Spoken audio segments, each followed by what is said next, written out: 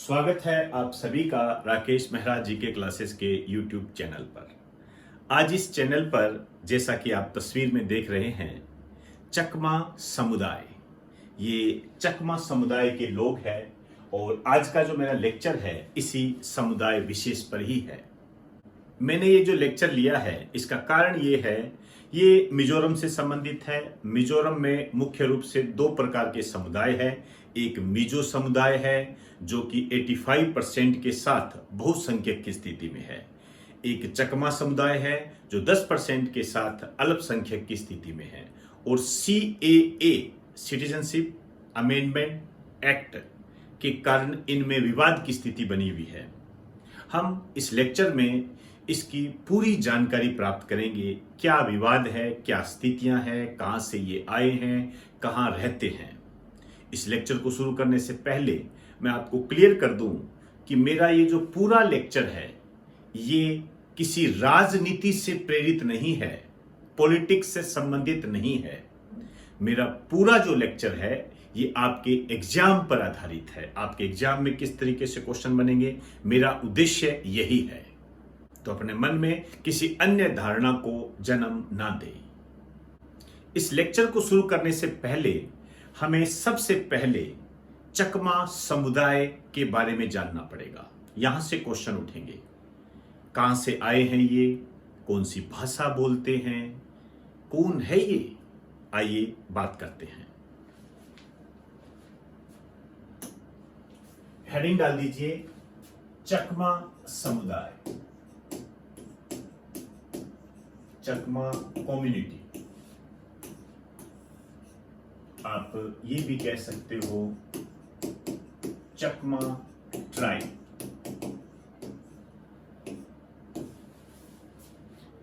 मैंने पहले ही कहा इनका संबंध जो है मिजोरम से है। मिजोरम से संबंधित समुदाय है, ये कम्युनिटी है। चकमा शब्द की उत्पत्ति किससे हुई है इसकी बात करेंगे हम।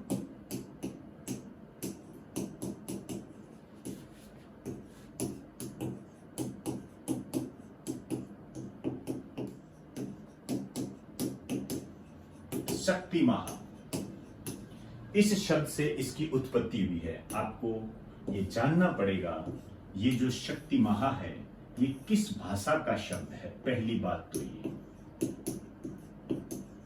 क्योंकि इसी टाइप के क्वेश्चन उठते हैं।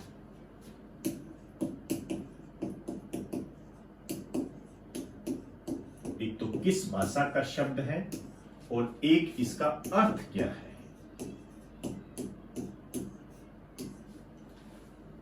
आइए हम बात करते हैं। ये संस्कृत भाषा का शब्द है और इसका जो अर्थ है शक्तिशाली व महान, पावरफुल एंड ग्रेट इसका अर्थ है। अब मैं बात करूंगा ये कौन सी भाषा बोलते हैं।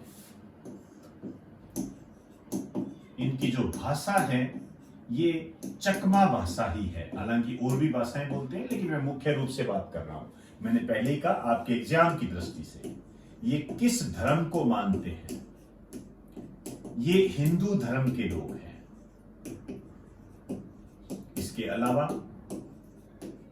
थेरवाद बौद्ध धर्म से भी इनका संबंध है। तो ये कुछ बेसिक बातें मैंने आपको बताई है। हिंदू धर्म से संबंधित लोग हैं और मिजो समुदाय भी हिंदू धर्म से ही संबंधित है, लेकिन ये आपस में लड़ रहे हैं। क्यों लड़ रहे हैं, क्या विवाद है, उसकी हम बात करेंगे। फिलहाल ये समुदाय जो है किस प्रकार के फेस्टिवल बनाता है और किस प्रकार का इसका पारंपरिक भोजन है, किस खेल से इनका संबंध है, उसकी हम बात करेंगे। यदि मैं इनके फेस्टिवल की बात करूं तो बीजू इनका एक प्रमुख फेस्टिवल है और इसको लगा दीजिए वेरी इंपॉर्टेंट। आपसे पूछा जा सकता है कि बीजू जो फेस्टिवल है किस समुदाय से संबंधित है, तो चकमा समुदाय से संबंधित है। ये एक प्रकार का न्यू ईयर सेलिब्रेशन है, ध्यान रहे, न्यू ईयर सेलिब्रेशन है ये। मुख्य रूप से ये होता है एल्फालोनी, बुद्ध पूर्णिमा और कथीन सिवरडेन, इनका भी आपने ध्यान में रखना है। ट्रेडिशनल इनकी जो डिश है ये है बेम्बू सूट। आपसे पूछा जा सकता है कि बेम्बू सूट किसकी पारंपरिक डिश है, किसका पारंपरिक भोजन है, इस तरीके से क्वेश्चन बने हुए हैं। आलू पोस्टो किसका पारंपरिक भोजन है, ये क्वेश्चन आया हुआ है। इसका संबंध किस राज्य से है, मैंने पिछले लेक्चर में आपको बताया भी था, आया भी हुआ है। यहां से आपसे पूछा जा सकता है कि बम्बू सूट किसका पारंपरिक भोजन है। यदि राज्य पूछे तो मिजोरम हो जाएगा, और यदि ये इस तरीके से पूछे कि समुदाय कौन सा है तो चकमा समुदाय। बेसिकली चकमा समुदाय के संबंध में ही ये बात आपसे पूछी जाएगी। इसके अतिरिक्त इनका जो स्पोर्ट और गेम है ये है गुडुहारा या हा डू डू। ये शब्द ज्यादा इंपॉर्टेंट है। अब मैं बात करूंगा ये जो चकमा समुदाय है ये कहां निवास करते हैं। इसको शुरू करने से पहले मैं आपको बता दूं इनका संबंध बेसिकली इंडिया, बांग्लादेश और म्यांमार से है। हम मैपिंग के माध्यम से इसको समझने का प्रयास करते हैं। आपके सामने मैंने पूर्वोत्तर भारत को रिप्रेजेंट किया है और कुछ बातें आपको बता दूं। आप जानते हो ये त्रिपुरा है, ये मिजोरम है, और ये असम है, मेघालय है, अरुणाचल प्रदेश, नागालैंड, मणिपुर। यहां पर मिजो समुदाय के लोग रहते हैं। ये बांग्लादेश है, यहां पर बांग्लादेश है, आप जानते हो। और ये जो है इस साइड में म्यांमार है।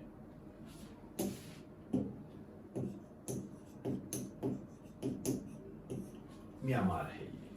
बांग्लादेश में एक स्थान है चट्टोग्राम, ये यहां से संबंधित है। ये चट्टोग्राम इस साइड में पड़ता है, मैं लिख देता हूं। चट्टोग्राम, इसको चटगांव भी बोलते हैं। मास्टरदा से संबंधित है, नेशनल मूवमेंट में हम इसको पढ़ते हैं, याद कीजिए। मिजोरम में एक जिला है, यहां पर पड़ता है, उसकी बात करेंगे। इस जिले का नाम है लुंगलई।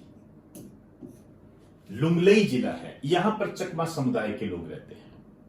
और वैसे आपको मैं बता दूं ये जो चकमा समुदाय के लोग हैं ये अरुणाचल प्रदेश के 3 जिलों में भी रहते हैं, करूंगा उसकी बात मैं।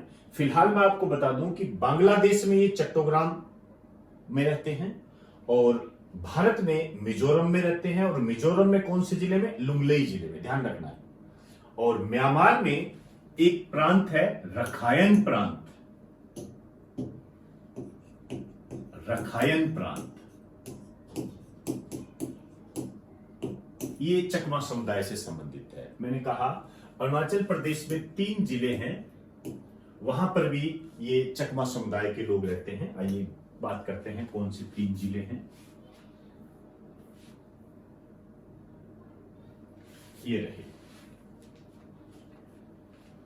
सुबनसिरी, लोहित और तिराप। अरुणाचल प्रदेश के इन 3 जिलों में ये निवास करते हैं। क्लियर हुई सारी बातें? एक बात आप इसे नोट कर लें।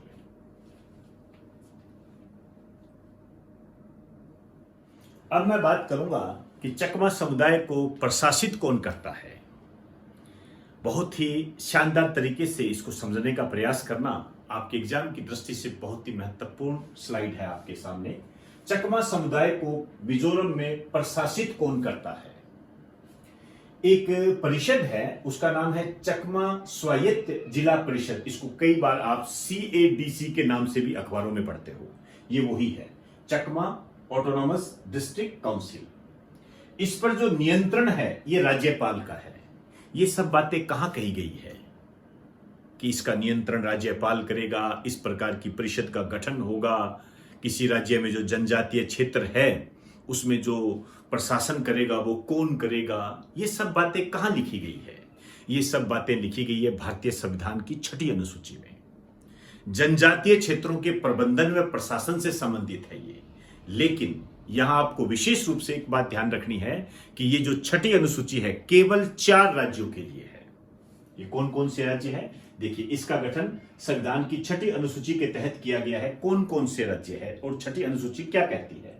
जनजातीय क्षेत्रों के प्रबंधन व प्रशासन के बारे में बताती है। लेकिन किन राज्यों के बारे में? असम, मिजोरम, मेघालय, त्रिपुरा। ये क्वेश्चन आपके एग्जाम में आ चुका है, ध्यान रखें। 6ठी अनुसूची में निम्न में से कौन सा राज्य संबंधित नहीं है? मणिपुर डाल देते हैं। मणिपुर संबंधित नहीं है, ध्यान रखना। ये आसपास के क्राइटेरिया मैप में देखना इनको जाकर कहां कहां स्थिति है। असम के ऊपर देखोगे अरुणाचल प्रदेश मिलेगा आपको। अरुणाचल प्रदेश के इस साइड में आओगे तो नागालैंड मिलेगा आपको। नागालैंड के नीचे आपको मणिपुर मिलेगा। मणिपुर के नीचे आपको मिजोरम मिलेगा। मिजोरम के ऊपर की तरफ त्रिपुरा मिलेगा, फिर मेघालय मिलेगा। ये सब बातें आपको ध्यान में रखनी है। और आपको ये भी ध्यान रखना है म्यांमार की सीमा को स्पर्श करने वाले भारत के राज्य अरुणाचल प्रदेश, नागालैंड, मणिपुर, मिजोरम। और ये भी ध्यान रखना है कि मिजोरम को कौन से देशों की सीमा स्पर्श करती है?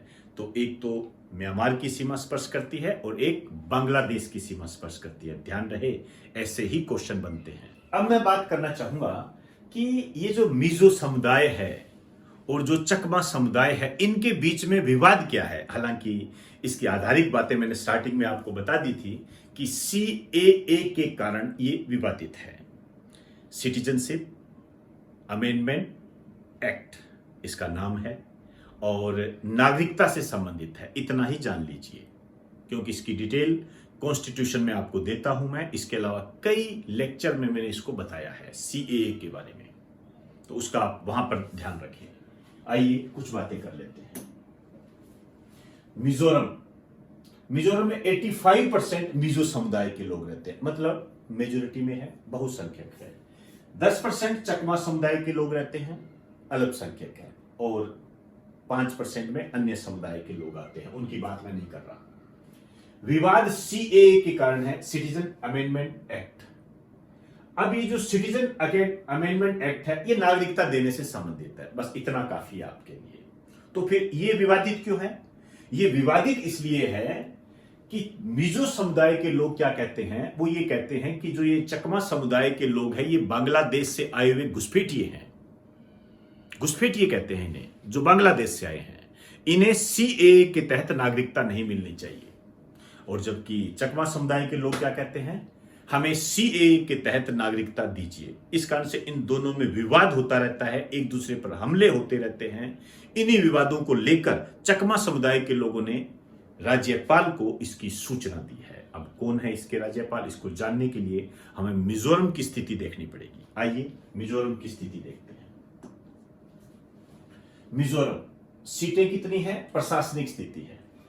राजधानी आइजोल, जिले 7, CM जोरामथांगा, गवर्नर के हरिबाबू।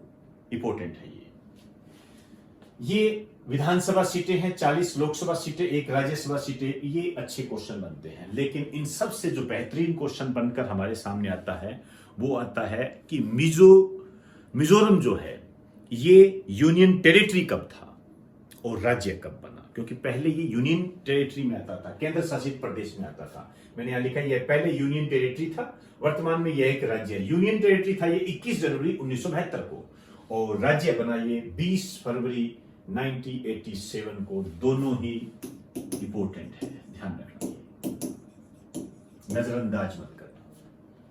तो दोस्तों, आज मैंने चकमा समुदाय के बारे में आपको कुछ बेसिक इंफॉर्मेशन दी है, आपके एग्जाम को ध्यान में रखते हुए। इसका किसी राजनीतिक स्थिति से जोड़ने का प्रयास मत करना, आपसे मैं आग्रह करना चाहूंगा। हम एक अध्यापक हैं और अध्यापक के माध्यम से आपको आपके एग्जाम में किस तरीके से क्वेश्चन बन सकते हैं उनके बारे में बताने का प्रयास किया है।